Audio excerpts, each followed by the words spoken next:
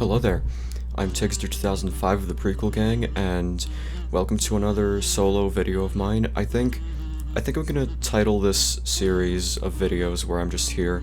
I'm gonna title it Tiggster Talks because why not? We have Kenneth's Corner. Yeah.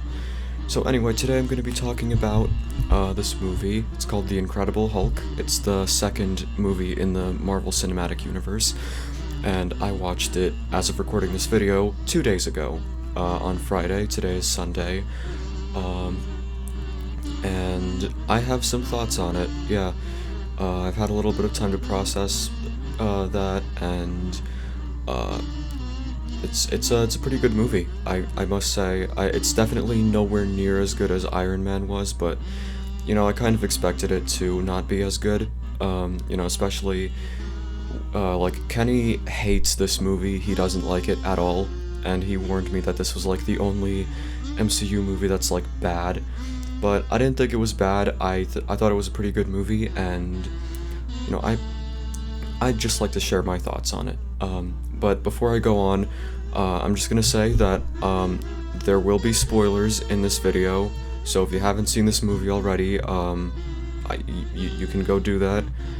But if you don't care about spoilers, or if you have seen this movie, then stick around if you want to. So, this movie, it's definitely a very different kind of movie from Iron Man, which is to be expected given how it was, like, produced by, or I guess owned by a different studio, because, like, Incredible Hulk was made by Universal, where it's, like, owned by Universal. It's still made by Marvel, obviously, but this movie is owned by Universal, which is why it's not on Disney+, and you can tell that it was, like, a different company behind this whole thing. It's, like, it's structured very differently. Like, in Iron Man, the movie's, like, building up to, like, how Tony Stark basically worked towards creating Iron Man for himself, right? Or rather to, like, help people, but he makes the suit for himself. The Incredible Hulk, on the other hand, the movie starts, and there's, like, this kind of montage sort of thing, and you see, like, the Incredible Hulk is, like, already, like, he's already a thing. It's, like, a mutation, and it's, like, a montage. You don't really know what's going on, but you see Hulk, you see some things, and then it's, like, a movie. Well, of course it's a movie. What am I saying? Then the movie really begins. It's like it takes place in Brazil, if I recall correctly, and there's this guy, and it says, like, days without incident, and then there's a number, and in the moment we don't really know what that means, right? Because we haven't really been given all the necessary information, and I want to say the first, like, 30 minutes of the movie. I gotta say, they really didn't make any sense to me, like, at first. Like, okay, this guy, I don't know his name, he's, like, typing on some message board thing, I don't even know. Okay, so he's Mr. Green, and then there's a guy named Mr. Blue, responding, and they're collecting data or something, and okay, now the military is after this dude, and oh, okay, this thing on his wrist, it's like, I think it's like either heartbeat or blood pressure or something like that, and like it's going over 200, and suddenly, whoa, he's Hulk now, and like, why is this happening?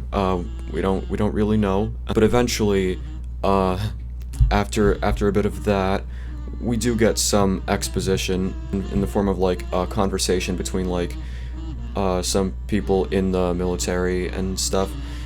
So we find out that, like, this guy named Bruce, he was like a scientist, and he was, like, doing some experiments with, like, gamma radiation or something, and it went wrong or it went right, depending on how you look at it, and that caused him to, like, have this sort of mutation, and now he's the Hulk.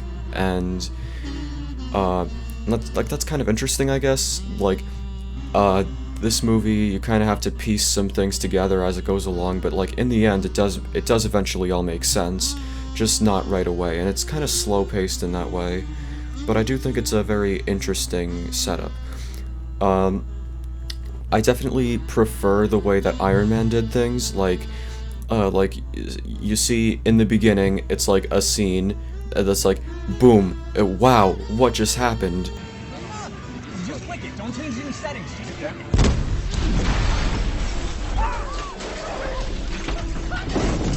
What's going on? And then it's like a flashback sort of thing, not really a flashback, but it's like, okay, yeah, this is what happened like the previous day, and then we get introduced to this to the characters, Tony Stark and all of that, and then everything, you have all the setup you need, and then the movie just kind of rolls with it. Hulk is not like that. It's definitely, it takes a very different approach. The exposition, it's not all dumped into the beginning like Iron Man was. The exposition is like, it's told in sort of bits and pieces throughout the I guess the middle of the movie, and then once you realize what actually is going on, then the first 30 minutes of the movie start to make a lot more sense, and the rest of the movie as well. Yeah, that's kind of what happened here. That's the structure of the movie. And as for the characters, the main character, Bruce Banner, I believe his name was, he's definitely not as interesting or developed as a character as Tony Stark was. Like Tony Stark was like this rich person who owned this big weapons company, and then after a thing happened to him, like after he was captured to make this weapon for some terrorists, like after that he realized, okay, no, that's not what I should be doing. Okay, no. And then there's actually character development, but in Hulk, Bruce is just like, he just wants to get rid of his state as the Hulk. So like that's kind of the whole. That's kind of like basically his whole character. He just wants to get rid of that condition of his, and I don't think that's really as interesting. But again, it's not bad. It's still an interesting premise, and then there's this other character who was like in the military, and he wants to get injected with all sorts of stuff, and then eventually he turns into this abomination thing, and the Hulk is like, he has to fight him, and that's like the climax of the movie. And then the movie kind of ends, and we get a cameo from Tony Stark from Iron Man, talking with the dude from the military about how they're making a new team or something, and then the movie just ends. Now, one thing that I should point out is that Iron Man had like a scene after the credits where Tony goes back into his house, and then there's this guy there who's like, they also allude to them forming a new team, how Tony just became a part of a bigger thing. So I'm assuming that this is like some kind of continuation of that. Maybe this like leads into the formation of the Avengers team, which I don't know if that's true. Maybe it is, maybe it isn't. Listen, I've only seen Iron Man and Hulk. I haven't seen any of the other MCU movies. I haven't seen the Avengers or anything like that, so I could be right, I could be wrong, but what I'm getting at here is that Incredible Hulk does not have a post-credits scene. We checked. Yeah, it doesn't have the post-credits scene, and honestly, I prefer that to having a scene that's after the credits. I think the part where Tony shows up and talks with the military person, that could have been the post-credits scene, but I definitely prefer the decision to have it before the credits, right? Because like the credits, you're not. Why would you have to be expected to sit through that just to have like this one, like a minute long scene afterwards? Like, I just don't really think that's good. Like, when you're watching a movie in a movie theater, like, you usually walk out at the credits, right? Because that's when the movie is supposed to end. And having something after that, well, now you're just missing out because the movie isn't structured in a way that's convenient for the viewer. So what I'm getting at here is that, like, Iron Man's post-credit scene should have been before the credits. Maybe, I mean, I guess you could say that the movie ending with "I am Iron Man," that was like a good place to end. But at the same time, that scene afterwards, it feels like it's setting up something. But I guess you could just like look it up on YouTube or something like that. I don't know. I just feel like there should be a better alternative to having a scene after the credits, which is something that Hulk definitely understood in that way. So my overall thoughts on Incredible Hulk. Well, I think it's a good movie. I definitely, I'm not sure if I'd want to necessarily watch it again, but if I'm, I might at some point. And also, why is this not on Disney Plus? Disney could buy the distribution rights for this movie, as I've said in the previous video. But I digress.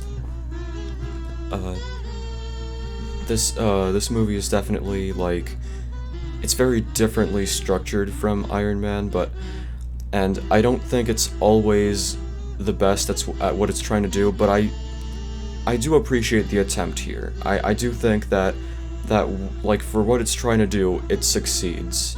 Like, yeah, it has a different sort of structure where you have to kind of piece the plot together as you go along, and it works. It just works. But I do understand that, like, Iron Man, it definitely, it had to really go out of its way to like actually be a fantastic movie, and it paid off. It really did pay off, which is why I'm excited to watch the sequel, Iron Man 2, because it's more of this character from this movie that I really enjoyed.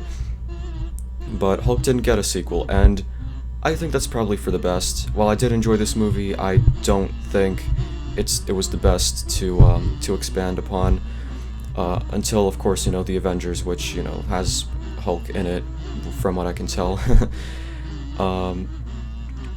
But yeah, good movie. It's definitely worth watching, but far from perfect. It was an attempt. I'm glad that this movie exists. I'm glad that I watched it, but it's kind of complicated. But yeah, I guess I'll make another video when I watch Iron Man 2. So stay tuned for that. So like and subscribe if you enjoyed. Hit the bell. Follow us on Instagram, Twitch, Discord, and keep having the high ground.